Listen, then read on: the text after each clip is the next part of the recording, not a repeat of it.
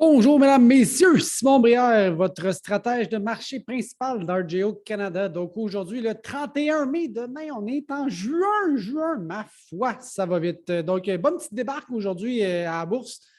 Maïs, soya, tourteau, blé, etc. Tout a pas mal baissé aujourd'hui au niveau agricole.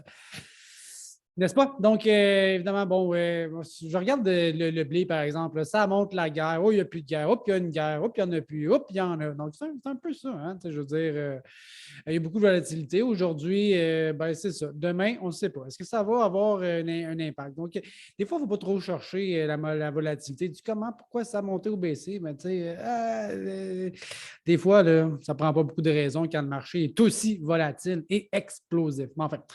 Voilà, parlant de pétrole un petit peu, là, des petits faits saillants, des faits divers. Pétrole, toujours sur une tendance, je dirais, relativement positive. On voit ici le début de la guerre, qu'est-ce qui s'est passé, ça a redescendu. Quand même une tendance un peu positive. On n'a pas fait des nouveaux hauts sur le contrat en continu. C'est sûr qu'on aime beaucoup blâmer au niveau politique. C'est Poutine, c'est la guerre qui a créé l'inflation dans l'essence. Bon, on peut quand même constater que ça fait un petit bout que le pétrole était en hausse. OK? Donc, mais enfin, le dollar canadien aussi a été affecté par ça. Hausse du pétrole, hausse des valeurs de notre dollar canadien. Très, très bien soutenu le dollar aux alentours de 77. C'est un important support qui date de 2020 à quelque part 2021. Donc, ça fait quasiment 2 ans qu'on se zigonne dans ces allées-là. Donc, quand même, c'est un gros range, je dirais, mais équilibre, somme toute, sous la barre des 80, entre 80 et 77. On est pas mal là-dedans. Semi maintenant, Maïs, on est rendu à. Dans ta face prière.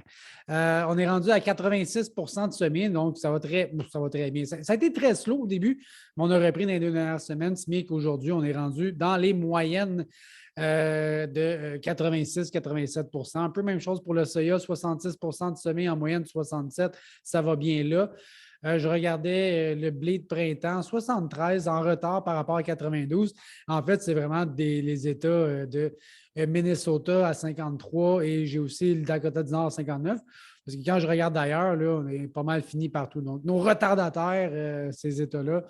Et dans l'avoine, ben, ça va être un peu la même chose. Minnesota, c'est en retard. Je regarde ici nord du Dakota. Donc, c'est encore les mêmes États à problème où il y a eu beaucoup de pluie. Dans les conditions du blé 25-21, ça m'amène à 29 de bonnes d'excellente comparativement à l'année dernière, 28. Ça fait ça un changement significatif? Je ne pense pas. Mais enfin, les conditions se sont légèrement améliorées.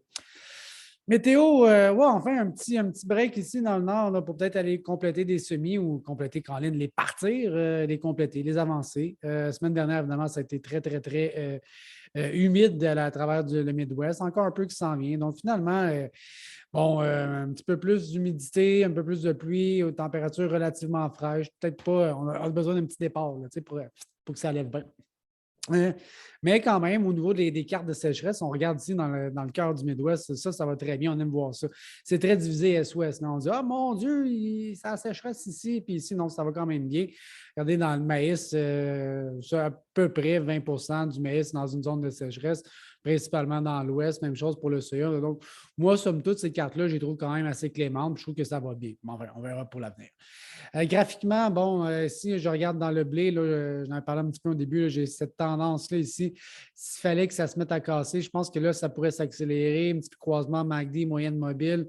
Bon, on a vraiment besoin d'un rebond, sinon je pense que ça pourrait être un petit peu plus difficile sur une analyse technique dans le timing. Dans le maïs nouvelle récolte, je regarde décembre. Je pense que les supports à 7 piastres sont assez bons. On voit eu tendance très, très, très positive. La guerre est allée augmenter aussi, retard dans les semis. On est vraiment sur un mouvement un peu plus de côté. Je veux que ces prix-là tiennent au moins encore quelques temps. Rapport USDA, c'est à la fin du mois. Bon, ici, je sens peut-être un peu de faiblesse ou d'hésitation, je devrais dire, pour avoir une progression supplémentaire dans les prix. OK? Donc, ce n'est pas une analyse technique là, hyper positive, mais je pense que dans l'ensemble, ça reste un peu bullish. Dans le soya, même chose avec un range extrêmement large, quasiment 2 piastres de range entre les deux. Je trouve qu'on est un petit peu dans le haut de cette braquette-là. Un repli m'apparaît un peu plausible quand même.